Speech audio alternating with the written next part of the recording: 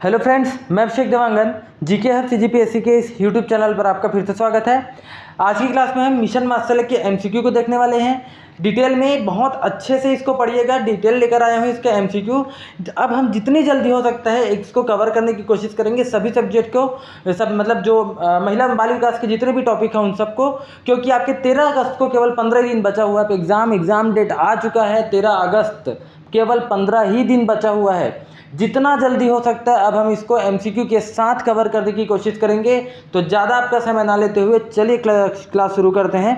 तो पहला क्वेश्चन देखिए, महिला एवं बाल विकास मंत्रालय ने ये अनाथ है, ठीक है, अनाथ और निराश्रित बच्चों सहित कठिन परिस्थितियों में बच्चों के पुनर्वास के लिए निम्न में से कौन सा मिशन लागू किया है। तो आपको पता है बच्चों के लिए कौन सा मिशन लाया गया है, मिशन वात्सल्य लाया गया है। पोषण 2.0 किसके लाया गया था, महिला और बच्चों के लिए। और जो पोषण इससे पहले आपका मिशन शक्ति था वो किसके लिए, महिलाओं के लिए प्रॉपर, और साथ साथ किशोरियों के लिए लाया गया था। चलिए अगला देखते हैं। तो आज इसका आंसर क्या है, मिशन वात्सल्य, जो कि बच्चों के लिए, अनाथ बच्चों के लिए, जो निराश्रित बच्चे उनके लिए लाया गया है। ठीक, सेकंड देखते हैं। मिशन वात्सल्य के संदर्भ में निम्न कथनों पर विचार करें। इसका उद्देश्य सतत विकास लक्ष्यों के अनुरूप विकास और बाल कल्याण प्राथमिकता को प्राप्त करना है। सही है, विकास भी करना है और साथ ही साथ बाल संरक्षण प्राथमिकताओं को भी क्या करना, प्राप्त करना, ये भी सही है, ये हमारा पहला सही है। दूसरा, इसे स्वास्थ्य एवं परिवार कल्याण मंत्रालय द्वारा क्रियान्वित किया गया है। तो क्या एक आंसर ये सही है, क्या गलत है, याद रखिएगा। इसे किस मंत्रालय के द्वारा इसे किस मंत्रालय के द्वारा लाया गया है, क्रियान्वित किया जा रहा है, महिला एवं बाल विकास मंत्रालय के द्वारा। किसके द्वारा, महिला एवं बाल विकास मंत्रालय के द्वारा, याद रखिएगा। तो ये क्या है, पहला आंसर सही होगा, तो केवल एक होगा। चलिए अगला देखते हैं। निम्न में से कौन सी योजना महिला एवं बाल विकास मंत्रालय के अंतर्गत आती है। अभी आपको बताया, तो सब एमसीक्यू में बता चुका हूँ। महिला एवं बाल विकास मंत्रालय के द्वारा 3 पोषण 2.0, मिशन वात्सल्य और मिशन शक्ति, तीनों आपके महिला एवं बाल विकास मंत्रालय के द्वारा शुरू किया गया है। तो आंसर है इसका डी। चलिए अगला देखते हैं। मिशन वात्सल्य का आदर्श वाक्य क्या है, इंपॉर्टेंट लगा लीजिए। मिशन वात्सल्य का आदर्श वाक्य क्या है। पहला, हर बच्चा मायने रखता है, कोई बच्चा पीछे ना रहे, भविष्य की पीढ़ियों को सशक्त बनाना और उज्ज्वल कल का निर्माण करना। तो याद रखना, हर बच्चे को क्या करना है, सुरक्षित करना है। हर बच्चे को क्या करना है, सुरक्षित करना है, उनकी देख रेख करनी है, उनकी देख रेख करनी है। मतलब कोई भी बच्चा पीछे ना रहे, सभी बच्चों की क्या करनी है, सुरक्षा और देख रेख करनी है। तो कोई भी बच्चा पीछे ना रहे, क्या है, इसका आदर्श वाक्य है। चलिए अगला, किशोर न्याय अधिनियम कब लागू हुआ, आपको बता चुका हूँ। किशोर न्याय अधिनियम आया गया था, जिसको आप जुवेनाइल जस्टिस एक्ट बोलते हैं, 2015 में आया।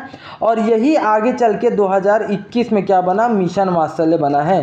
तो 2015, इसको डिटेल हम अगले को, इसके बाद लास्ट वाला जो क्वेश्चन रहेगा उसमें मैं इसको बताया हूँ, उसमें आप देखेंगे पूरा कंप्लीट। तो 2015 में क्या आया है, इंपॉर्टेंट लगा लीजिएगा इसको। 2015 में आया था किशोर न्याय अधिनियम। तो आंसर हो जाएगा इसका तीसरा। सुरक्षा एवं देखरेख करने वाले बच्चों के संबंध में, याद रखिएगा, ये अंतिम ना हो कि इसको सक्षम लिख लीजिएगा। सक्षम प्राधिकारी कौन होता है, किसके लिए बात कर रहा हूँ मैं, केवल सुरक्षा और देखरेख करने वाले बच्चे। आपको बता चुका हूँ, बच्चे 2 प्रकार के होते हैं इस अधिनियम के तहत। पहला, ऐसे बच्चे जो विधि या कानून का उल्लंघन किए रहते हैं, और ऐसे बच्चे जो विधि और कानून का उल्लंघन तो नहीं करते, केवल उनकी सुरक्षा करनी है, उनकी देखरेख करनी है। जैसे मान लो अनाथ बच्चे हो गए, ये सब तो ये किस में आ जाएंगे, नॉर्मल सुरक्षा। और विधि, जो ऐसे बच्चे जो कानून के खिलाफ जाके काम किए हैं, उनका भी संरक्षण किया जाएगा। लेकिन ये 2 प्रकार के बच्चे हो गए। अब जो विधि के खिलाफ जाकर काम कर रहे हैं ऐसे बच्चे, इनका संरक्षण या इनको कहाँ रखा जाएगा, तो इसके संबंध में सक्षम प्राधिकारी, जो विधि के खिलाफ जाके काम किए हैं, इसके समक्ष में जो संबंध अधिकारी या संबंध प्राधिकारी होता है या समिति होता है, याद रखिएगा, वो सक्षम प्राधिकारी होता है। किशोर न्याय बोर्ड, जो विधि के खिलाफ जाकर कानून कर रहे हैं, ये काम कर रहे हैं। लेकिन जो केवल ऐसे बच्चे जिनकी सुरक्षा और देखरेख करनी है, इनके लिए सक्षम प्राधिकारी होता है, याद रखिएगा, बाल कल्याण समिति। और ऐसे बच्चों को ढूंढकर इनके दोनों के सक्षम प्राधिकारी के पास ले जाने का काम होता है विशेष किशोर पुलिस न्याय इकाई की। तो इसका आंसर है, केवल सुरक्षा और देखरेख बोला है, तो इसका आंसर हो जाएगा बाल कल्याण समिति। ठीक, चलिए अगला। निम्नलिखित में से कौन सा चाइल्ड हेल्पलाइन नंबर है? तो याद रखिए 181 ये आपका महिला हेल्पलाइन नंबर है, ये हो चुका है। महिला हेल्पलाइन नंबर है आपका 181, नोट कर लीजिए, इंपॉर्टेंट है। और 1098 है आपका चाइल्ड हेल्पलाइन नंबर। मैं पूरा डिटेल अब एक एक चीज़ नहीं बता रहा हूँ, एग्जाम से समय कम बचा है, जितना हो सकता है आप मुख्य मुख्य बातों को ही याद रखिए। तो याद रखिएगा चाइल्ड हेल्पलाइन नंबर क्या है? 1098। वर्तमान में छत्तीसगढ़ में कितने किशोर न्याय बोर्ड संचालित है? याद रखिएगा किसकी बात कर रहा है ये? किशोर न्याय बोर्ड। ठीक है, अभी अब मैं बताया हूँ जो किसके संबंध में प्रमुख प्राधिकारी के तौर पर काम करते हैं, सक्षम प्राधिकारी के तौर पर विधि के खिलाफ जाकर काम करने वाले बच्चों के लिए। तो याद रखिएगा किशोर न्याय बोर्ड अभी वर्तमान में 27 जिलों में संचालित है। तो 27 जिलों में है तो बोर्ड कितना होगा? बोर्ड होगा 27। लेकिन एक एक्स्ट्रा है, याद रखिएगा दुर्ग में एक अतिरिक्त है। तो एक अतिरिक्त दुर्ग में है, तो टोटल कितने हो गए आपके छत्तीसगढ़ में? 28 है आप किशोर न्याय बोर्ड। तो इसका आंसर हो जाएगा पहला, इंपॉर्टेंट है। अगला देखिए, मिशन वात्सल्य के संदर्भ में निम्नलिखित कथनों पर विचार करें। पहला, मिशन किशोर न्याय अधिनियम, इसको हटा दीजिए, किशोर न्याय अधिनियम 2015 के तहत परिभाषित बच्चों के लिए 24x7 हेल्पलाइन नंबर सेवा निष्पादित की गई। ये सही बात है, 24 घंटे 7 दिन आपके लिए बच्चों के लिए हेल्पलाइन नंबर 1098 चालू है। दूसरा, मिशन देश में गोद लेने वालों को बढ़ावा देगा तथा अंतर्देशीय गोद लेने को विनियमित करेगा। गलत है, गोद लेने वालों को बढ़ावा और अंतर्देशीय गोद को विनियमित करेगा, ये गलत है। अब आप इस चीज़ को याद रखिएगा, कमेंट करके बताइए, क्या कोई विदेशी दंपत्ति किसी भारतीय बच्चे को गोद ले सकते हैं क्या? या कोई भारतीय जो दंपत्ति है वो किसी विदेशी बच्चे को गोद ले सकते हैं? क्या समझ रहे हैं? क्या कोई विदेशी दंपत्ति किसी भारतीय बच्चे को गोद ले सकते हैं, या अगर कोई भारतीय दंपत्ति है वो क्या किसी विदेशी बच्चे को गोद ले सकते हैं क्या? आप ये कमेंट करके बताइए। तो याद रखिएगा इसका आंसर केवल ए होगा। अगला देखते हैं, मिशन वात्सल्य के बारे में निम्न कथनों पर विचार करें। यह मिशन बाल संरक्षण सेवाओं से और कल्याण सेवाओं पर केंद्रित है। बिल्कुल सही है, बाल संरक्षण सेवा पर ही केंद्रित है और उनका कल्याण करना यही है, मेन बच्चों के संरक्षण करना। दूसरा, इसका उद्देश्य किशोर न्याय अधिनियम 2015 के आदेश को पूरा करने में राज्यों और केंद्र शासित प्रदेशों की सहायता करना है। बिल्कुल सही है, मैं आपको बता चुका हूँ, केंद्र सरकार, राज्य सरकार और जो केंद्र शासित प्रदेश है, जितने भी स्टेट्स है, उसके अलावा जितने भी यूनियन टेरिटरी है, उनकी मदद करेंगे बच्चों के 2015 के अधिनियम के तहत बच्चों की सुरक्षा, उनकी देखभाल करने के लिए। और इसमें जो अंशदान होगा, अंशदान कितना होगा? 60:40 का। ऐसे क्षेत्र जहां पर विधानसभा हो ऐसा राज्य, और पूर्वोत्तर राज्य और हिमालयी राज्य में कितना है? 90:10 है। और ऐसा केंद्र शासित प्रदेश जहां विधानसभा नहीं है वहां पर 100:0, मतलब वहाँ पूरा का पूरा केंद्र सरकार का होगा। और ये राज्यों को पैसा तभी दिया जाएगा 60% केंद्र के द्वारा जब उसको उसी ही नाम से किशोर न्याय अधिनियम, या बोल सकते हैं मिशन वात्सल्य, अभी वर्तमान में मिशन वात्सल्य के नाम से ही अगर उसको लागू किया जाएगा।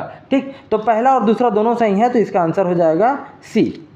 अगला देखते हैं, किशोर न्याय अधिनियम तथा संशोधित 2021 के प्रावधान के अनुसार राज्य में दत्तक ग्रहण हेतु अंतिम आदेश किसके द्वारा दिया जाता है? मैं बता चुका हूं, अंतिम आदेश दत्तक ग्रहण के रूप में, याद रखिएगा, अंतिम आदेश के रूप में जिला मजिस्ट्रेट देता है। और इसीलिए इसी में बदलाव किया गया है आपके मिशन वात्सल्य में। इससे पहले जो गोद लेना है या नहीं लेना है, ये सही है कि नहीं, इसका अंतिम फैसला न्यायालय करती थी, परंतु न्यायालय में अभी भी हजारों केस पेंडिंग है, इसलिए अब न्यायालय को छोड़कर अभी अंतिम आदेश के रूप में कौन देता है? इसमें जिला मजिस्ट्रेट, जिसको आप कलेक्टर भी बोलते हैं। तो आंसर होगा सेकंड। चलिए अगला देखते हैं, विधि के विरुद्ध कार्य करने वाले बालकों के लिए राज्य में कितने निम्नलिखित क्या संचालित है बोल रहा है। तो मैं आपको बता चुका हूँ, बच्चे दो प्रकार के होते हैं, ऐसे बच्चे जो विधि के खिलाफ जाकर काम करते हैं और ऐसे बच्चे जिनका केवल देखरेख और संरक्षण करना है। तो ऐसे बच्चे जो विधि के खिलाफ जाकर काम किए हैं, वैसे बच्चों के लिए कौन कौन से गृह है? तो पहला है बाल संप्रेक्षण गृह, जब तक सुनवाई चल रहा है किशोर न्याय बोर्ड में। किशोर न्याय बोर्ड बोल रहा हूँ ना, क्योंकि किशोर न्याय बोर्ड ही देखता है जो विधि या कानून के खिलाफ जाकर काम किए रहते हैं बच्चे उनके। तो जब तक इनका सुनवाई किशोर न्याय बोर्ड में चल रहा है तब तक उनको बाल संप्रेक्षण गृह में रखा जाएगा। याद रखें। और जब उनको मतलब सुनवाई हो गई कंप्लीट और उसको पाया गया कि हाँ ये कानून का उल्लंघन किया, उसके बाद इनको विशेष गृह में रख दिया जाएगा। ये सब चीज़ मैं आपको बता चुका हूँ। और तीसरा है प्लेस ऑफ सेफ्टी, ये भी सही है। तो आपका ये तीनों याद रखिएगा, ऐसे बच्चे जो कानून का उल्लंघन किए रहते हैं उनको इन तीनों जगहों पर रखा जाता है। किस लिए रखा जाता है आप मेरी डिटेल की क्लास देख लीजिएगा पूरी। उसके बाद तो क्या नहीं है याद रखिएगा, बाल गृह इसके अंतर्गत नहीं आता। तो आंसर तीसरा हो जाएगा इसका। ठीक, देखिए अगला, राज्य स्तर पर मिशन वात्सल्य योजना के संचालन के लिए राज्य बाल संरक्षण समिति के लिए कितने पदों का प्रावधान किया गया है? तो जो राज्य स्तर पर याद रखिएगा बाल संरक्षण समिति है, पहले केंद्रीय स्तर पर बताया था मैं, ये इसके अंडर में राज्य स्तर पर होगी, उसके बाद जिला स्तर पर, और जिला स्तर के बाद याद रखिएगा पंचायत स्तर पर ये सब काम करेंगे। केंद्रीय स्तर पर राज्य जो बाल संरक्षण समिति है उसके अध्यक्ष कौन होंगे? महिला एवं बाल विकास विभाग के सचिव इसके अध्यक्ष होंगे, याद रखिएगा महिला एवं बाल विकास विभाग के। और राज्य बाल संरक्षण समिति के अध्यक्ष कौन होंगे? मुख्य सचिव, उस राज्य के जो भी राज्य है उसके मुख्य सचिव होंगे। और जिला बाल संरक्षण समिति के अध्यक्ष कौन होंगे? कलेक्टर होंगे। और पंचायत में तो कई अलग अलग बटा हुआ है, नगरीय निकाय, पंचायती राज, सब अलग अलग मैं बता चुका हूँ, आप देख लीजिएगा। तो यही बोल रहे हैं कि राज्य स्तर पर जो मिशन वात्सल्य योजना के अंतर्गत जो बाल संरक्षण समिति जिसका प्रमुख कौन होता है? मुख्य सचिव, उसमें कितने पदों का प्रावधान किया गया है? तो याद रखिएगा 13 पदों का इंपॉर्टेंट लगा लीजिए। चलिए अगला, मिशन वात्सल्य के अंतर्गत ऐसे बच्चे जो संस्थागत देख रेख में हैं और 18 वर्ष की आयु पूरी कर लेने के बाद अगर अपना सामाजिक, शारीरिक, मानसिक, आर्थिक रूप से स्वयं की देखभाल करने के लिए उन्हें सरकार प्रति माह कितने रुपए की राशि देती है? 4000 रुपये। समझ रहे हैं? मान लीजिए एक कोई घर, यहाँ पर एक संस्था है, यहाँ पर बच्चा 18 वर्ष तक रहा, 18 वर्ष तक रहा यहीं पर। अब 18 वर्ष के बाद तो उसको यहाँ से भाई यहाँ से अब जाना पड़ेगा। अब वो 18 वर्ष के बाद मान लीजिए बाहर आया। अब बाहर आने के बाद क्या उसके पास अपना सामाजिक, आर्थिक, शारीरिक विकास कर सकता है? क्या नहीं, क्योंकि उसके पास कमाने खाने का कोई साधन नहीं है। इसीलिए सरकार उसको क्या करेगी? याद रखिएगा 18 वर्ष के पूरे हो जाने के बाद सरकार उसको प्रति माह 4000 रुपये देगी, याद रखिएगा। और ये कब तक देगी? 21 वर्ष के पूरे होने तक या 3 वर्ष तक, जो पहले हो जाए वो तब तक देगी सरकार उसको 4000 रुपये प्रति माह। ठीक, चलिए अगला, मिशन वात्सल्य योजना के अंतर्गत कितने वर्ष तक के बच्चों की देखभाल व सुरक्षा की जाती है? तो याद रखिएगा 18 वर्ष तक के। अगला है, जिला बाल कल्याण एवं संरक्षण समिति के अध्यक्ष कौन होते हैं? तो देखिए मैं अभी आपको बताया जिला बाल कल्याण एवं संरक्षण समिति के अध्यक्ष कौन होंगे? तो वो होंगे, याद रखिएगा, कलेक्टर होंगे। तो बाल संरक्षण से संबंधित अगर जिले का बात है तो याद रखिएगा कलेक्टर ही होगा, जिसको आप क्या बोलते हैं? जिला मजिस्ट्रेट, डिस्ट्रिक्ट मजिस्ट्रेट, डीएम बोलते हैं ना आप कलेक्टर को, डीएम डिस्ट्रिक्ट मजिस्ट्रेट, जिसको आप क्या बोलते हैं? जिला मजिस्ट्रेट बोलते हैं। ठीक, तो कलेक्टर होंगे। वर्तमान में राज्य में कितनी क्षमता वाले विशेष गृह तथा सुरक्षित स्थान का संचालन किया जा रहा है? याद रखिएगा, जैसे आपके अगले इसमें बता रहा हूँ स्लाइड में, देखिएगा अगले स्लाइड में इसको, ये देखिए मैं आपको ये स्पेशल यहाँ पर नोट्स बना दिया हूँ, देखिएगा। अगर हम बात करते हैं बाल संरक्षण गृह की, तो छत्तीसगढ़ में बाल संरक्षण गृह की कुल संख्या याद रखिएगा कितनी संस्था संचालित है? 14 में से 11 लड़कों के लिए, बालकों के लिए, और 3 है बालिकाओं के लिए है। समझ रहे हैं? और ये बाल संप्रेक्षण गृह, विशेष गृह और सुरक्षित स्थान, ये तीनों के तीनों, समझ रहे हैं, ये तीनों के तीनों किसके लिए हैं? ये है जो विधि के खिलाफ जाकर काम किए हैं बच्चे, उनके लिए हैं। और ये जो 3 है ये किनके लिए है? ये 3 है याद रखिएगा जिनकी केवल सुरक्षा और देखरेख करनी है, सुरक्षा और देखरेख करनी है, उनके लिए है। तो अगर हम बात करें बाल संप्रेक्षण गृह, तो ये छत्तीसगढ़ में अभी कितना है? 14, जिसमें से 11 बालक के लिए, 3 है बालिकाओं के लिए। देख लीजिएगा, आप नाम पूरा बता भी चुका हूँ। अगर हम विशेष गृह की बात करें तो विशेष गृह आपके छत्तीसगढ़ में 7 है, 4 बालक के लिए और 3 बालिकाओं के लिए। याद रखिएगा सभी संभागीय मुख्यालय में है 4 बालक के लिए, रायपुर को छोड़कर। देखिए दुर्ग, बिलासपुर, अंबिकापुर, जगदलपुर, और 3 बालिकाओं के लिए राजनांदगांव, जगदलपुर और अंबिकापुर। और इसी में 25-25 सीट क्षमता के लिए, मतलब प्रत्येक संस्था में कितनी सीट है? 25 सीट है, याद रखिएगा, प्रत्येक संस्था में 25-25 सीट है बस। उसके बाद है सुरक्षित स्थान, यहाँ ये छत्तीसगढ़ में 5 स्थानों पर है। और कौन कौन से? 5 संभाग के संभागीय मुख्यालय पे है ये 5 आपके सुरक्षित स्थान, और यहाँ भी 25-25 सीट है। तो मैं क्या क्वेश्चन में बोला था कि विशेष गृह और सुरक्षित स्थान, यहाँ पर जो भी संस्था संचालित है, जितनी भी संस्था, तो प्रत्येक संस्था में कितने कितने क्षमता वाले वहाँ पर मतलब सीट है बोल सकते हैं। तो देखिएगा मैं आपको बता रहा हूँ, इससे पहले वाला देखिए, तो विशेष गृह और सुरक्षित स्थान पर कितना सीट संचालित हो रहा है, कितना कितना, तो याद रखिएगा 25-25, तो आंसर हो जाएगा इसका ए। ठीक, अब देखिए खुला आश्रय गृह में कितने हैं आपके यहाँ, जिसको ऐसे बच्चे जिसकी सुरक्षा कर रहे हैं, देख रेख कर रहे हैं, अगर उनको कम समय के लिए रख रहे हैं, अल्पकालीन समय के लिए इसको रख रहे हैं, तो खुला आश्रय गृह में रखा जाता है, जिनकी संख्या 9 है। और ऐसे बच्चे जिनको बहुत लंबे समय से दीर्घ अवधि के लिए रखना है, उसकी संख्या छत्तीसगढ़ में 6 है शासकीय, और 37 है याद रखना निजी, जिसको आप अशासकीय भी बोलेंगे। ठीक, अगला है विशिष्ट दत्तक ग्रहण अभिकरण। इसी के द्वारा ही बच्चों को क्या लिया जाता है, गोद लिया जाता है। और गोद लेने के लिए अंतिम प्राधिकारी के तौर पर अंतिम निर्णय कौन लेगा, बता चुका हूँ, जिला स्तर पर जिला मजिस्ट्रेट लेगा, जिसकी संख्या टोटल कितनी है, 13। ठीक, चलिए अगला देखते हैं। मिशन एक सेकेंड, मिशन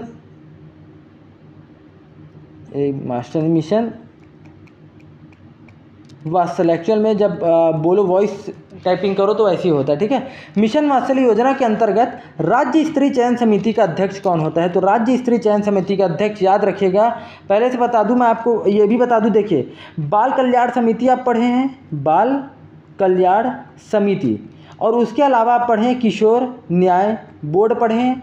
याद रखिएगा बाल कल्याण समिति में एक सदस्य होंगे, उसके अलावा याद रखिएगा एक अध्यक्ष होंगे, और उसके अलावा 4 सदस्य होंगे इसमें।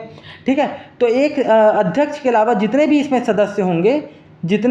सदस्य होंगे, उन सदस्यों की नियुक्ति कौन करते हैं, याद रखिएगा उन सदस्यों की नियुक्ति की जाती है राज्य स्तर की चयन समिति के द्वारा। और इसी राज्य स्तर की चयन समिति के अध्यक्ष कौन होंगे, तो याद रखिएगा हाई कोर्ट की बात कर रहा हूँ, हाई कोर्ट के रिटायर्ड न्यायाधीश, मुख्य न्यायाधीश नहीं, चीफ जस्टिस नहीं, हाई कोर्ट के जो सेवानिवृत्त न्यायाधीश है, याद रखिएगा वो इसके अध्यक्ष होंगे राज्य स्तरीय चयन समिति के। और इसमें भी जो सदस्य होंगे, जैसे इसमें किशोर न्याय बोर्ड में कितने होंगे, एक अध्यक्ष होंगे प्लस 2 अन्य सदस्य होंगे, और इन 2 सदस्य जो होंगे वो सामाजिक कार्यकर्ता होंगे। और इन दोनों सदस्यों की नियुक्ति किसके द्वारा की जाएगी, राज्य स्तरीय चयन समिति के द्वारा। डिटेल क्लास आप देख लीजिएगा। तो इसके अध्यक्ष कौन होते हैं, हाई कोर्ट के जो रिटायर्ड न्यायाधीश है, वो याद रखिएगा मुख्य न्यायाधीश नहीं है, केवल न्यायाधीश है। ठीक, अगला देखिए, निम्न में से कौन से विकल्प गलत है, इससे पहले आपको बताया था, इसलिए मैं बोला था लास्ट में देखेंगे। देखिए सबसे पहले याद रखिएगा 2009 में 3 योजनाओं को मिलाकर, छोटे छोटे जो बच्चों के लिए 3 योजनाओं को मिलाकर एक बच्चों के लिए, एक बोल सकते हैं बाल संरक्षण, बच्चों के संरक्षण के लिए योजना लाई गई थी 2009 में। और इन तीनों योजनाओं को मिलाकर 2010 में बनाया गया था एकीकृत बाल संरक्षण योजना, ये लाया गया था 2010 में। और 2010 के बाद 2015 में इसका चेंजेस करके इसका नाम क्या हो गया, जुवेनाइल जस्टिस एक्ट, किशोर न्याय अधिनियम 2015 हो गया। और इसी का नाम फिर बदलकर 2017 में क्या कर दिया गया, बाल संरक्षण सेवा योजना कर दिया गया, ये भी सही है। और इसका फिर नवीन स्वरूप ले आया गया 2021 में, नाम क्या है, मिशन वात्सल्य 15वें वित्त आयोग में, वित्तीय वर्ष 2020-21-22 से लेकर 25-26 तक, तो ये भी सही है। तो ये एकीकृत बाल संरक्षण योजना ये 2010 में आया है, मतलब 2009 वाला ये गलत है। तो कौन सा विकल्प गलत है बोल रहे हैं, मतलब ये विकल्प गलत है। ठीक, अगला देखते हैं।